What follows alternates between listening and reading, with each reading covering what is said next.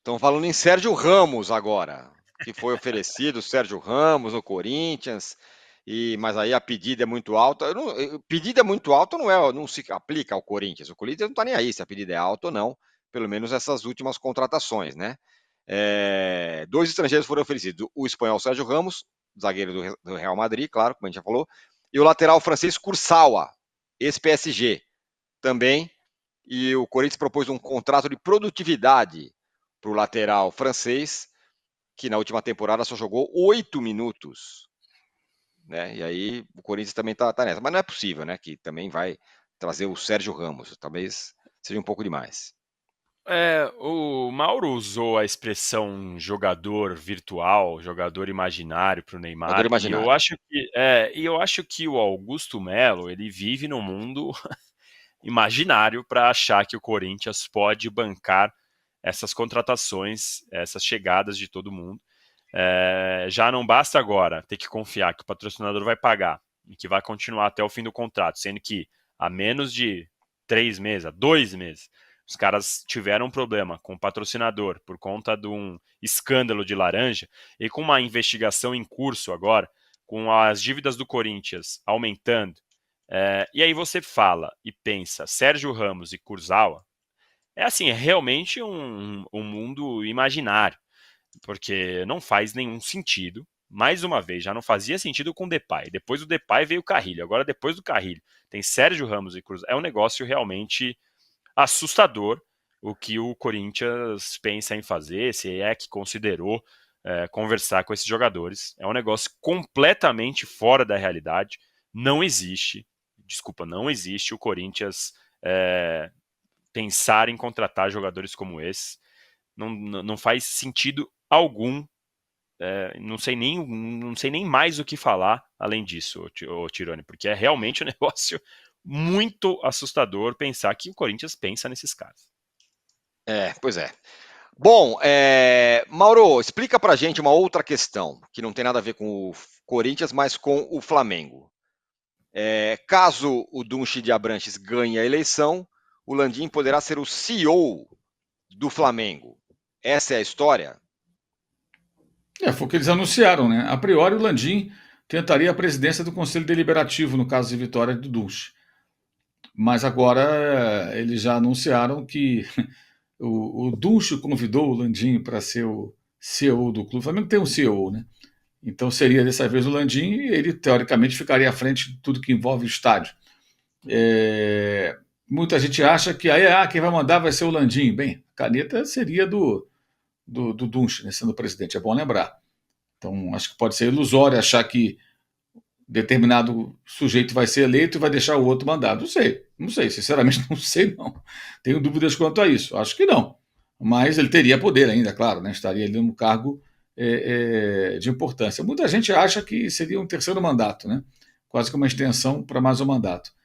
Mas a eleição no Flamengo ainda é muito misteriosa com relação ao que as urnas vão apresentar, não só porque ainda falta um bom tempo, 3 meses aproximadamente, né? Quase 3 meses, dia 9 de dezembro, hoje é dia 10, mas também porque as pesquisas que aparecem, assim, elas são tão diferentes uma das outras que é difícil acreditar em todas elas.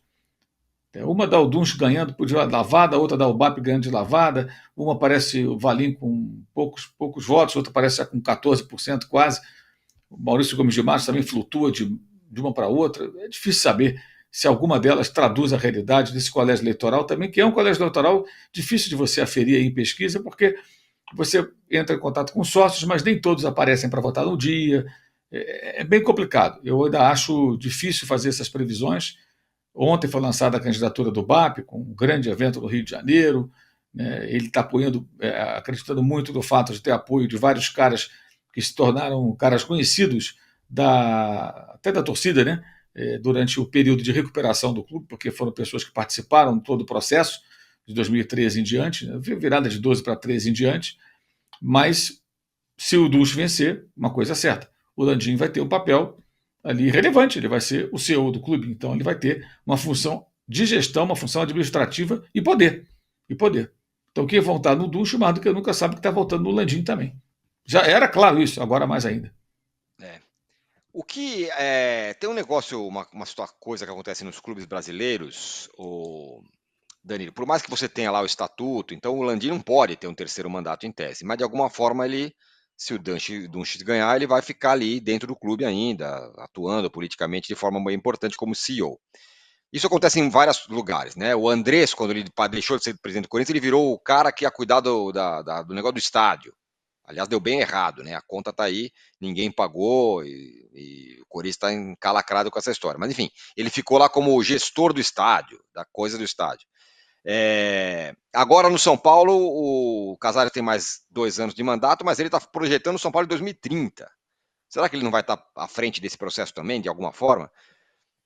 O único cara que fez isso, que fez diferente disso tudo foi o Paulo Nobre. Entrou, saneou, saiu e não voltou mais. Fez lá o seu Vou te sucessor. contar uma coisa, não foi bem assim. E fala. Não, porque o Paulo Nobre, ele só não continuou no Palmeiras e só não continuou com poder porque o Gagliotti não deixou, porque o projeto dele era sair do Palmeiras, tirar a Leila do clube e ele assumir o futebol. Ele seria mais um que faria o mesmo, ele queria continuar à frente, ele seria ali um vice de futebol, diretor de futebol, e na época o Palmeiras já tinha o Alexandre Matos, e esse foi um dos grandes problemas para o Gagliotti, tanto que eles são rompidos até hoje, eles são amigos pessoais, frequentavam a casa um do outro e tal, e hoje em dia eles romperam a ponto de não se falarem mais e tal, por conta disso também. Então você deu exemplo aí, o Palmeiras tem essa questão do Nobre que o Gagliotti barrou, tem a questão da Leila, que também o próprio Gagliotti autorizou uma mudança de tempo de mandato para dar tempo de a Leila se candidatar e ser presidente, porque senão ela teria que esperar mais um mandato. No São Paulo teve a mudança de tamanho do estatuto também para o Casares continuar, né? Você pode me corrigir se eu estiver errado. Teve agora o CEO no Flamengo com o Landim. No Fortaleza, o Marcelo Paz deixou de ser presidente e virou CEO. No Corinthians teve o caso do Andrés. Assim, esse tipo de manobra em estatuto é o que a gente mais vê. Por quê? Porque ainda, apesar de os clubes eles terem negócios bilionários na mão, né, alguns casos, outros milionários muito perto do bilhão, eles são tratados ainda, muitas vezes, especialmente nessa questão do estatuto, como se fossem empresas pequenas, empresas que você pode dar o golpe, ou que você faz uma manobra, para não ficar chocado com a palavra golpe, eles usam a palavra manobra. Em todos os clubes isso acontece, né? Porque o futebol ainda é tratado dessa forma. Os clubes que não vão ter mais isso são os clubes que já viraram SAF e já tem dono. Agora acabou, não tem mais brincadeirinha. O cara ali é dono e acabou. Não sei quando morrer algum dos donos, o que a família vai querer fazer, o herdeiro e tal, mas enquanto eles estiverem vivos, esquece, não tem isso. Mas nos clubes que ainda tem um modelo associativo, a gente vai ver esse tipo de manobra acontecer o tempo todo, porque o colégio eleitoral ainda é muito pequeno diante do tamanho dos clubes e diante da potência financeira que eles são.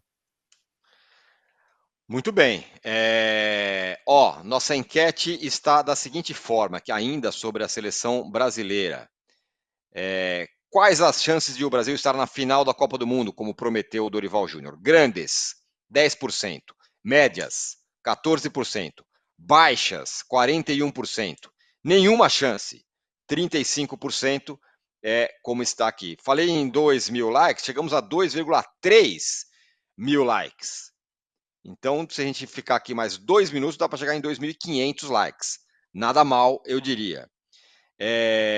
O Leonardo Marques está bem nervoso aqui, ele é corintiano, falou que a gente está torcendo contra o Corinthians, mas ele foi embora. Talvez ele não tenha visto a gente responder aqui a mensagem dele. E o Wilson Yamaguchi fala que o Depay vai deitar e rolar no futebol brasileiro. Muito bem, a galera segue mandando mensagem aqui. E a gente vai ficando por aqui no nosso All News Sport desta terça-feira. Mais tarde tem Brasil e Paraguai e Brasil, né, pelas eliminatórias da Copa, hoje à noite.